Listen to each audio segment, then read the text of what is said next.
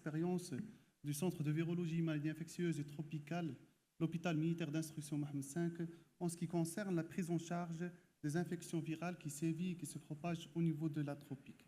Donc, que ce soit les arboviroses que je vais présenter ou bien les fièvres hémorragiques virales en chef de file, l'Ebola qui va présenter par ma collègue, ils constituent tous une menace croissante à l'échelle internationale et nationale, avec le risque de propagation et de réponse épidémique, surtout en cas de rassemblement de masse. Et c'est ce qui nous incite en tant que professionnels de santé, en tant que médecins, c'est de savoir comment suspecter rapidement ces infections et comment prendre en charge adéquatement ces malades.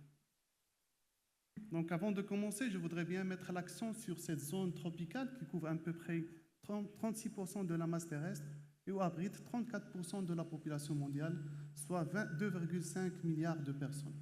Malheureusement, c'est une zone qui est marquée par une forte prévalence de maladies infectieuses qui sont groupées récemment sous un nouveau concept, celui des maladies tropicales négligées. Et si on regarde parmi ces maladies tropicales négligées qui touchent principalement de la population qui est pauvre et loin des villes, on retrouve ces arboviroses et ces viroses zoonotiques, surtout la dengue, chikungunya et la rage. Aussi, cette zone est marquée à risque continu d'émergence épidémique depuis l'Antiquité et ça continue. Et ce qui est intéressant, c'est qu'il y a une accélération de ces émergences, puisque avant 2000, on a une émergence toutes les 15 à 16 mois. Et puis, depuis 2000, c'est une émergence qui s'accélère tous les ans. Aussi, 60% des émergences sont causées par des agents pathogènes zoonotiques qui impliqueraient le moustique comme principal vecteur. Donc, en généralité, actuellement, on a plus de 500 espèces d'arboviroses, avec une centaine qui sont pathogènes. Et ce qui est intéressant, c'est que plusieurs de ces pathogènes sont transmis par le même vecteur. À titre d'exemple, pour la fièvre jaune, dengue, Zika et chikungunya, ils sont tous transmis par le moustique tigre. Et c'est ce qui augmente le risque de propagation virale en cas de climat qui est propice au développement du vecteur en cause. Aussi, si on regarde actuellement la répartition géographique de ces différentes arboviroses, c'est vraiment l'hémisphère sud qui est touché, l'Amérique latine, l'Afrique et l'Asie sud-est. Aussi la Méditerranée, mais cette répartition n'est pas figée dans le temps, il est évolutif, vu le changement climatique, le mouvement de la population et d'autres facteurs en cause.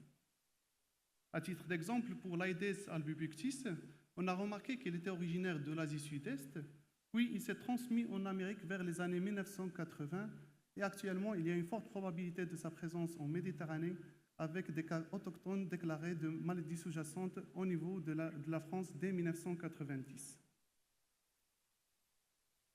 Voilà le diagnostic des arboviroses. Ça ne va pas être très compliqué d'y penser si on a la notion de retour d'une zone endémique, parce que quels que soient les syndromes que je vais décrire, ça commence après une incubation de 2 à 3 semaines par un syndrome qui est pâle, la fièvre plus ou moins intense, des céphalées rétro-orbitaires et des arthromyalgies, et ce n'est pas vraiment spécifique des arboviroses. On a les syndromes algo-éruptifs, c'est surtout l'apanage de la dengue, chikungunya, Zika et la fièvre jaune. Le syndrome hémorragique, c'est surtout des complications de ces infections à dengue, Crimée-Congo et la fièvre jaune. Et le syndrome méningo-encéphalétique, c'est surtout des infections à tropisme neurologique telles que le toscanavirus, l'encéphalite attique, l'encéphalite japonaise, le West Nile et Zika.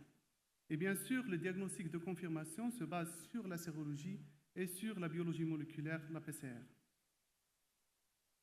La prise en charge thérapeutique, c'est purement symptomatique. On n'a aucun antiviral qui a prouvé son efficacité. Et la prévention se base sur les moyens physiques, des répulsifs antivectoriels et des fois de la vaccination, mais c'est vraiment peu de vaccins qui ont prouvé son efficacité pour ces multitudes d'arboviroses. Maintenant, je vais présenter quelques infections les plus fréquentes et les plus graves et qu'on a vues au Centre de virologie, maladies infectieuses et tropicales.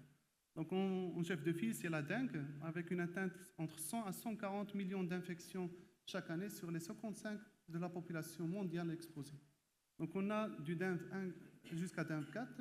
Il faut noter que si on est infecté par un sérotype, on n'est pas vraiment immunisé contre les autres sérotypes et on peut même développer une forme potentiellement sévère si on est réinfecté par la dengue. Donc, sur le plan épidémiologique, il est transmis par l'Aedes albopictus et l'Aedes aegypti. On a remarqué récemment une augmentation du nombre de cas qui sont déclarés, surtout en Amérique latine, entre 2023 et 2024. Donc, au Centre de virologie, maladies infectieuses et tropicales, On a remarqué la même chose, une augmentation de nombre de cas de jeunes Marocains qui ont apporté l'infection depuis ces zones endémiques et qui ont séjourné en moyenne supérieure à 1 an. Donc, sur le plan clinique, tous nos patients présentaient un syndrome grippal avec une moyenne d'1 semaine après le retour, et dont la confirmation s'est basée sur une sérologie IgM positive dans 90% des cas, pendant la PCR qui n'était positive que chez 20% de nos patients. Donc, il faut noter qu'il existe actuellement un test rapide qui accouple aussi bien la détection de l'antigène NS1 et de l'anticorps, et avec une sensibilité aux alentours des 90%. La surveillance clinico-biologique de nos patients, elle consistait à la recherche des signes clinico-biologiques de gravité, à savoir la présence d'épanchements, une hépatosplénomégalie, des douleurs abdominales diffuses, mais surtout une thrombopénie qui s'aggrave rapidement. Donc heureusement, tous nos patients ont présenté des formes simples de la maladie qui ont bien répondu aux traitements antalgiques, antipyrétiques et du remplissage. Donc je tiens à préciser qu'il est impérativement contre-indiqué de donner des anti-inflammatoires non stéroïdiens chez les patients qu'on suspecte la dengue, parce que ça augmente vraiment le risque d'hémorragie et le risque des formes sévères. L'autre infection, la plus fréquente aussi, c'est la chikungunya. Elle est décrite pour la première fois dans le plateau de Makondé en Tanzanie vers 1952. Et ce virus signifie, c'est une maladie de l'homme courbé par la douleur. C'est vraiment sa signature, c'est vraiment des douleurs articulaires qui sont invalidantes et qui peuvent évoluer vers des formes chroniques de la maladie. Donc, au Centre de virologie et maladies infectieuses et tropicales, on s'est confronté avec la pathologie lorsqu'on a hospitalisé un patient de 65 ans, originaire et habitant de la Guinée-Conakry, qui est venu pour des polyarthralgies inflammatoires évoluant depuis plus de 2 mois et dont le diagnostic étiologique s'est basé sur une sérologie chikungunya IgM, IgG positive. Donc, la prise en charge thérapeutique s'est basée sur les recommandations internationales avec un traitement antalgique anti-inflammatoire à la phase aiguë de la maladie et sur la corticothérapie associée à du méthotrexate dans les formes prolongées à chroniques. Donc, l'autre infection que je peux qualifier comme particulière du fait qu'elle peut être transmise aussi par voie sexuelle et par voie materno-fœtale, et c'est ce qui est responsable des fameuses microcéphalies qu'on a pu voir en 2015 en Brésil durant la pandémie. Et aussi, il y a la complication neurologique avec une augmentation de l'incidence des polyradiculonévrites chez les patients infectés par Zika.